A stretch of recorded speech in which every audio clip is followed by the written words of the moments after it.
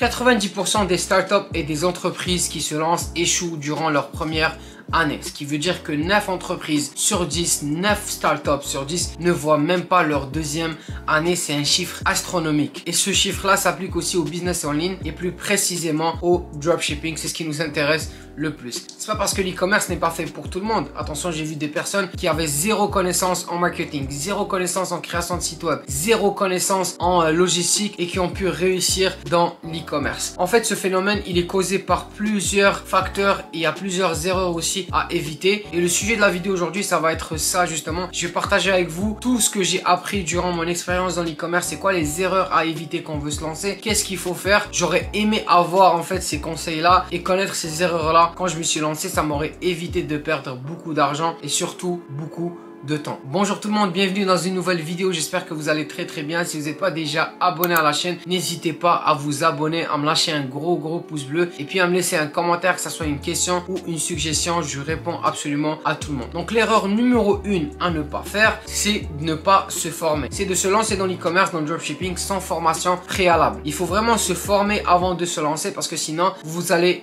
échouer, que ce soit à travers du contenu gratuit sur YouTube, donc à travers ma chaîne ou à travers d'autres chaînes sur l'e-commerce ou à travers des formations payantes ou des coachings. Il faut absolument se former parce que sinon vous allez juste vous lancer, vous allez essayer de brûler des étapes et malheureusement vous allez échouer très rapidement. C'est sûr qu'il faut se lancer, mais il faut pas mal se lancer. Donc c'est important de prendre le temps nécessaire pour se former, pour comprendre comment ça fonctionne avant de se lancer. L'erreur numéro 2 à ne pas faire, c'est d'essayer toutes les sources de trafic. Quand vous allez vous lancer dans l'e-commerce, vous allez entendre parler de tellement de sources de trafic, que ce soit Facebook, Snapchat, Google, TikTok, les influenceurs. Il y a tellement de sources de trafic pour générer des ventes sur votre boutique et vous allez entendre parler de toutes ces sources de trafic là. Ce sont toutes des bonnes sources de trafic pour attirer des ventes et pour attirer des acheteurs vers votre boutique, mais quand on se lance, on peut pas essayer toutes ces sources là. Ok, on va choisir une seule source. Donc par exemple, on va choisir Facebook Ads et on va essayer de le maîtriser au maximum. Donc vous choisissez une seule, vous la maîtrisez, vous vous formez là-dessus et par la suite, une fois que c'est fait, une fois que vous sentez que vous maîtrisez très bien cette source-là, ben vous pouvez passer à une autre source de trafic. Évitez d'avoir le syndrome de l'objet brillant. Donc à chaque fois que vous allez entendre parler d'une source, vous allez vouloir l'essayer. C'est vraiment une perte de temps et une perte d'énergie. Quand on veut tout faire, on finit par rien faire. La meilleure chose est de se concentrer sur une seule source de trafic, sur une seule tâche et essayer de la maîtriser.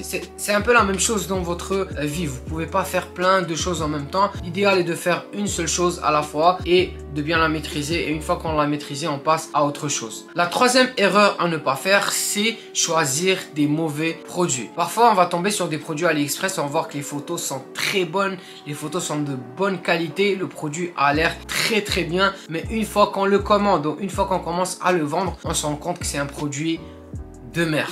Malheureusement, il y a beaucoup de produits sur AliExpress qui sont comme ça et il faut être très vigilant dans notre choix de produits. Donc il faut faire attention à ça, il faut vraiment vérifier les reviews, il faut vérifier l'ancienneté du fournisseur. J'ai fait une vidéo entière sur ma chaîne justement où je montre comment choisir un bon fournisseur. Il faut vraiment s'assurer que le produit est de bonne qualité avant de commencer à le vendre. L'autre chose, c'est qu'il ne faut pas choisir des produits que nous on aime, mais vraiment des produits qui peuvent bien se vendre. Parce qu'au final, c'est pas nous qui allons commander sur notre boutique, c'est des clients potentiels. Donc il faut s'assurer qu'on vend des produits qui plaisent à nos clients et non pas des produits qui nous plaisent à nous. Il faut laisser les émotions de côté. Il y a plein de produits que moi personnellement j'ai vendus que j'aurais jamais acheté, mais je sais que voilà, il y a une niche de passionnés pour ces produits là. Il y a des gens qui sont intéressés par ces produits là et c'est là que j'ai commencé à les vendre. Donc faites pas cette erreur là de commencer à vendre des produits selon vos préférences personnelles parce que ça va juste pas fonctionner. L'autre erreur à ne pas faire, c'est tomber amoureux d'un produit. Si ça fait plus de 1 mois que vous testez un produit et que ce produit-là ne fonctionne pas pour vous,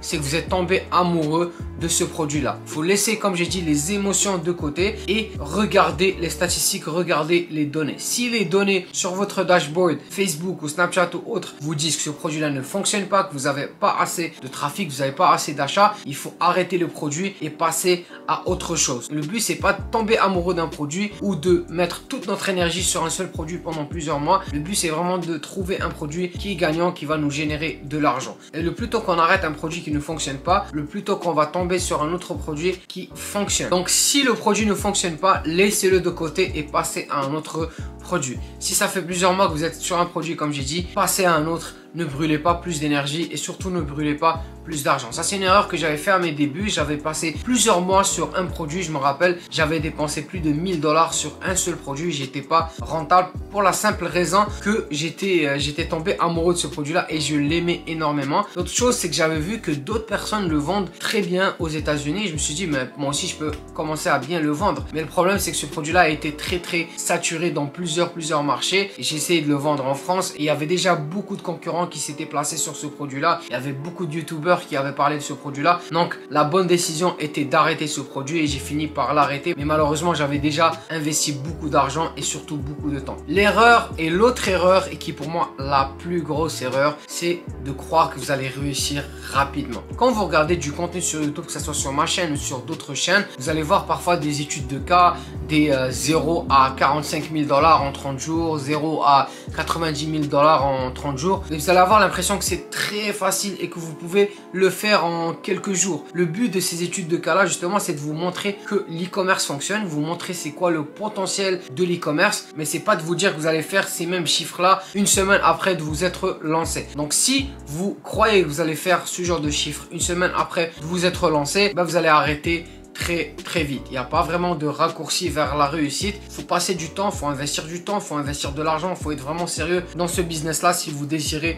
réussir. Et je préfère être clair avec vous. Si vous arrêtez l'e-commerce après votre premier produit qui n'a pas fonctionné, vous ne méritez pas de réussir. Parce que tout simplement, vous essayez de trouver une façon de réussir très rapidement et vous ne le méritez pas. Parce qu'il y a d'autres personnes qui ont galéré pendant plusieurs mois, voire même plusieurs années pour arriver au résultat qu'ils ont aujourd'hui. Et vous, de l'autre côté, vous essayez d'avoir ce genre de résultat là en un mois, ce qui est très correct. Mais si ça ne fonctionne pas, il ne faut pas arrêter. Il faut continuer à tester des produits. Et il faut continuer à travailler. Et vous allez finir par trouver un bon produit. L'autre erreur à ne pas faire, c'est de commencer à passer d'un marché à l'autre. Donc demain, vous décidez de lancer un produit en France et 2 jours après, vous décidez de le lancer aux États-Unis et 3 jours après, vous décidez de le lancer en Australie. Ça, c'est la pire erreur.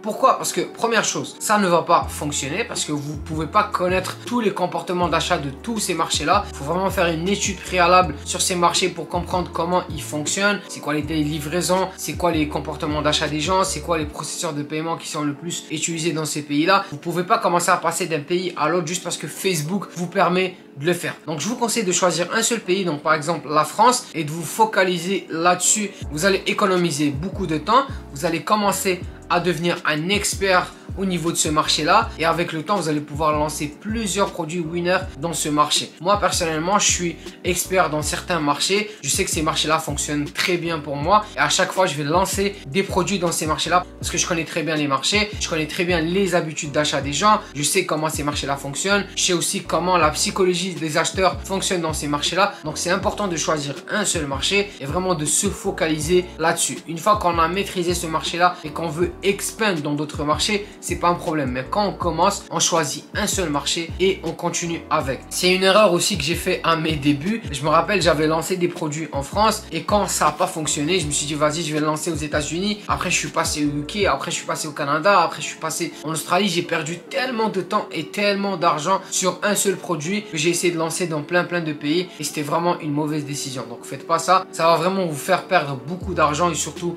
beaucoup de temps. Donc, c'était ça pour la vidéo d'aujourd'hui. J'espère que ces conseils-là vont vous aider justement à éviter de faire ces erreurs-là et qui vont vous aider justement à réussir dans l'e-commerce. Si vous n'êtes pas déjà abonné à ma chaîne, n'hésitez pas à vous abonner, à me lâcher un gros pouce bleu et puis à me laisser un commentaire, que ce soit une question, une suggestion. Je réponds absolument à tout le monde. On se retrouve dans une nouvelle vidéo la semaine prochaine. Ciao, prenez soin de vous.